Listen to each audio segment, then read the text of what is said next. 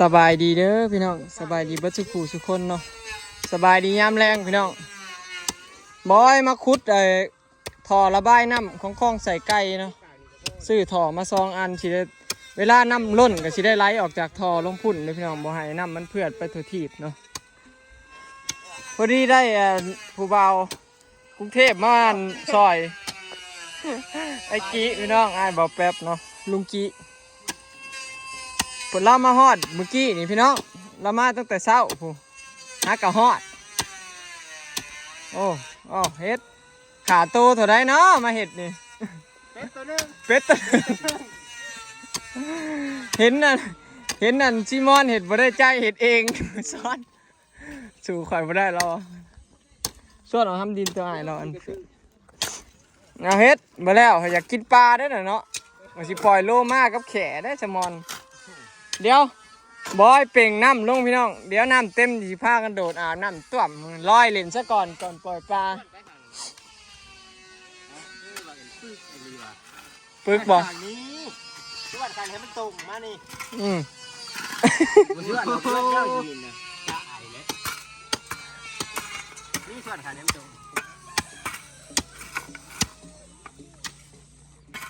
ตัวกันเละแน่น้ำมอนอ้ายแล้วเมื่อยบอกเลยนะอย่าเราจ้าเราหายตัวถิ่มส่วนแล้วก็เราเห็ดเองเบิดได้นี่ใส่ท่อระบายน้ำพี่น้องนี่บอยขุดลงมาสิใส่บนนี้เนาะเวลาน้ำล้นมามันก็สิได้บุเพื่อนออกพุ่นแล้วก็บุเพื่อนออกพี่ให้มันออกพี่เนาะให้มันอยู่แบบนี้ตลอดน้ำบ่ให้โดนเกินพาเบิ่งพี่น้องสิเป็นอะไรผู้บ่าวกรุงเทพมาซอยขาโตเป็ดตัวหนึ่งทุกใช้มาหลับจ็อบนี่ทุกใช้เงินแต่งเมียเบิร์ดแล้วเนาะเบิร์ดแล้วก็แต่งเมียเบิร์ดแล้วมาหลับจ็อบเงินแต่งเมียเบิร์ดแล้วเราแล้วขาดองแพงโพดใกล้กับใกล้บ้านแถมขาดองแพงค่าเฉพาะค่าน้ำมันกับเบิร์ดหลายเลยเฉพาะค่าน้ำมันเดินทางรถ3 คันน่ะพอดีเกือบ10,000พี่น้องคันละ 2,000เดินทางไปก็จะให้500ไม่บอกคือไม่เอา500นะมันออกฮอดแต่ลัก35เขาน้ำมันก็แพงนอกบ้านเอาน้ำมันแพงกว่าฝั่งไทยได้พอนำเขามาแต่พุ่นพอปั๊มน้ำมันนำเขามาที่พุ่นเบิดได้พี่น้องนับตั้งแต่ปตทน้ำมันสิแพงกว่าฝั่งไทยหลายรถ3 คันไปงานแต่งลุงกิบ่เป็นหยังเนาะพี่น้องแต่งบ่ได้แต่งตลอดดอกแต่งเธอเดียวแล้วก็แล้วเงินหาใหม่เห็นงานหาใหม่ได้จะว่าหน่อยได้แล้วคันชื่อเลยก็พอไปเห็นงานจักปีได้เจ้าเราไปเห็นงาน10 ปีละตอนนี้เจ้าจักปี10บ่วะกูอะไร10กลัวบ่10ตอนนี้จะอายุเท่าไหร่35ไอ้กี่35ครับแต่เรายังคือเด็กหน้าเรายังเด็กอยู่อีก5 ปีเดี๋ยวสิใส่คล้องก่อนวันนี้คือสิแล้วพี่น้องคล้องไก่มันเป็นง่าย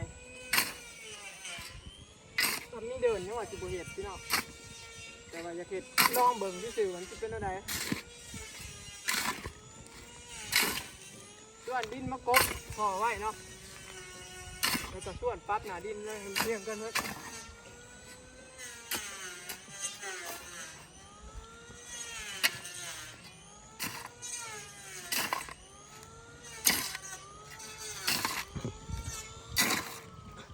ระบบไปแล้ว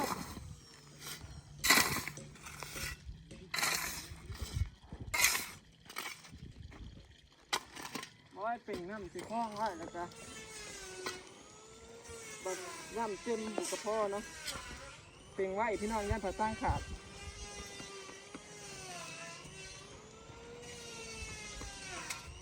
มันเป่งไว้ผ่าตั้งขาดตั้งนี้หนักไว้เนาะ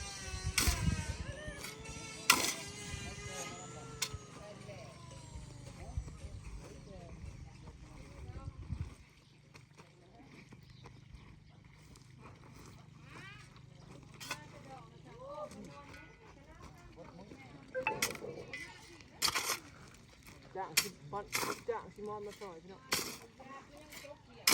ผู้เดียวบ่ไหว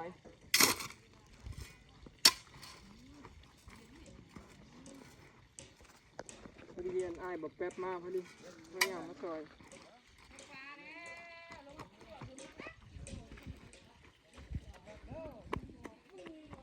คือเดี๋ยวพี่น้องมันมีคลองระบายน้ำเลยเด้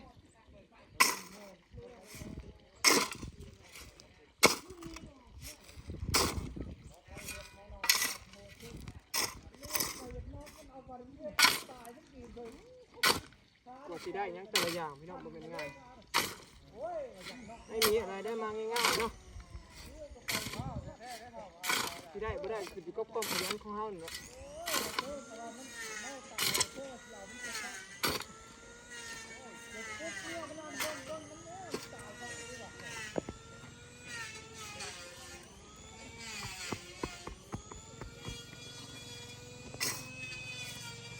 เบิ่งบัดแล้วด้วยพี่บัดคล้องไก่บ่อ้อยกับงานว่างนั่นก็มาเห็ดอันนี้เดี๋ยวพี่น้องตัวนี้ก็งานร้ายเนาะไม่หันมาเห็ดกูมือกับบ่เกิด3 มื้อเนาะนี่มันงานร้ายส่วน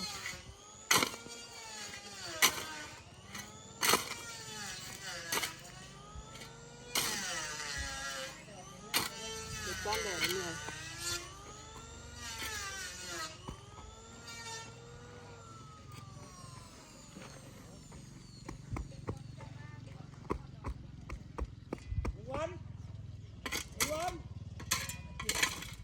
ชื่อเบียร์นะเขาเคยนี่นะเรียนในเด้อผู้มีเอฟซีเด้อ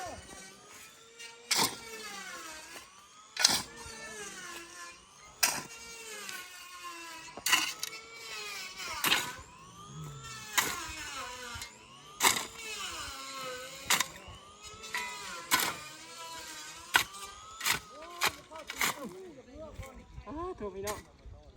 ไงเด็ดตากแดดเอาไปเด้อกระสมมาตากเพื่อนก็ใส่เงี้ย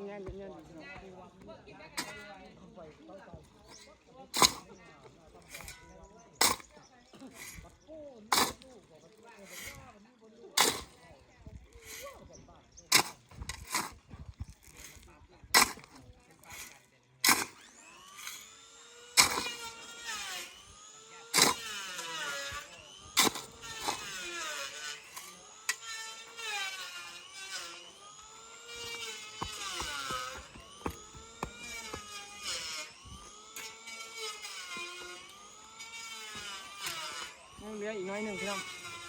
เปลี่ยนมาแล้วเนาะอันนี้เป็นท่อระบายน้ำออกพี่น้องพอเทิงสับเดี๋ยวสิซื้อมาอีกท่อหนึ่งเนาะให้มันออกไปหอดหัวพวก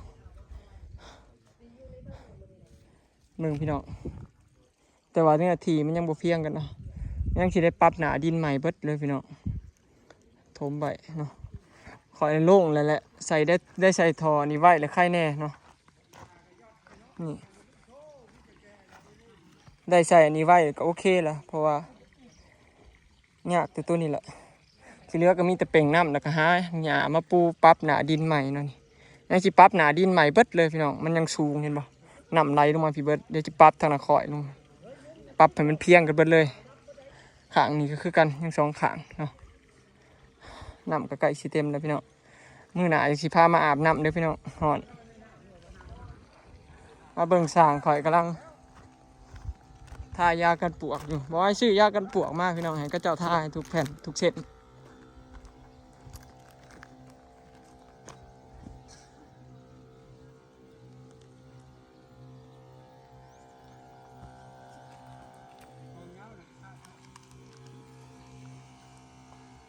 ฉีดยากันปวกไว้เนาะ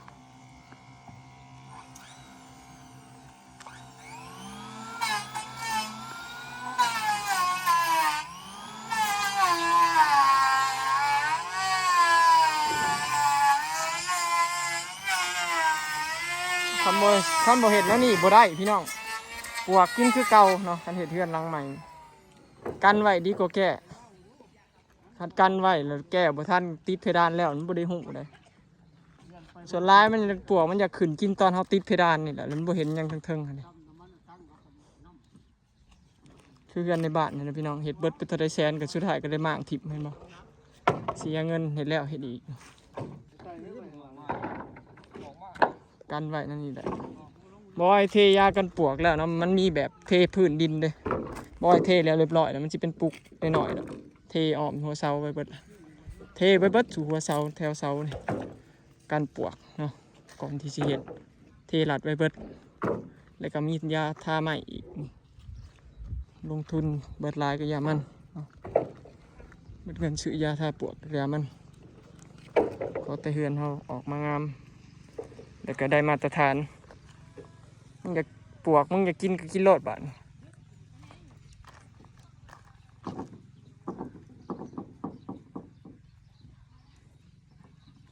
เดี๋ยวสิชื่อลูกกิ้งมาให้ขนาดนี้มันบ่ค่อยอันนั้นซ้ำเนาะ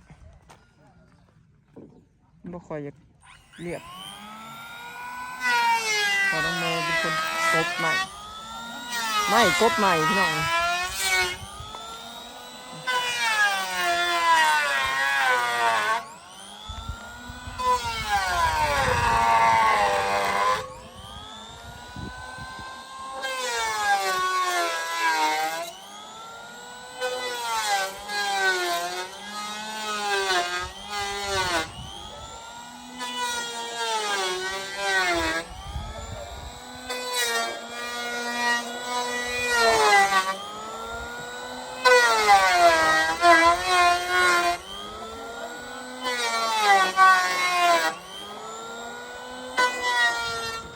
แปลกกบ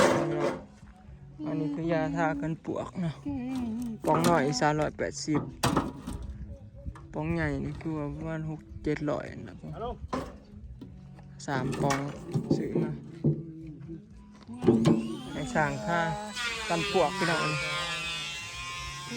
ยาสำหรับกันปลวก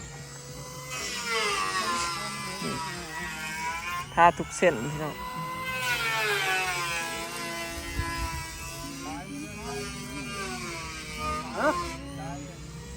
ซ้ายไอ้ซ้ายหันข้างพี่มันสิปวดคดนั่นเนาะ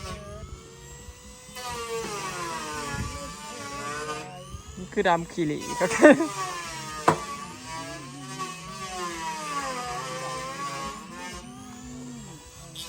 ทายากันปลวกเนาะอันนี้คือแต่ยากันปลวกจ้ะมันสิซอยให้กันไม้ผุพองพร้อมกันให้ไม้นานตายนานเหี่ยวเซาอย่างสินะมันบ่ได้ซอยแต่เรื่องปลวกพี่น้องแล้วก็เฮ็ดให้เวลาเฮาทาสีเฮือนมันก็สิจับดีอีกเด้กลมกลืนกับไม้พร้อมเพราะเขาส่วนหลายเขาใส่อันนี้ทาแล้วเขาใส่แบบสีทาเพาะเพิ่มมันก็สิซอยจับไม้ไปอีกเด้อไม้ก็สิไปตามสีเลยสร้างบ้านเฮาคือเขตทำมืดไปแล้วเขาจะสิเมื่อเนาะพอเฮือนไก่เลยประมาณนี้นะโอเคเนาะพี่น้องคลิปนี้ก็สิขอเก็บภาพบรรยากาศชั้นนี้เด้อเนาะพี่น้องไปแล้วสบายดี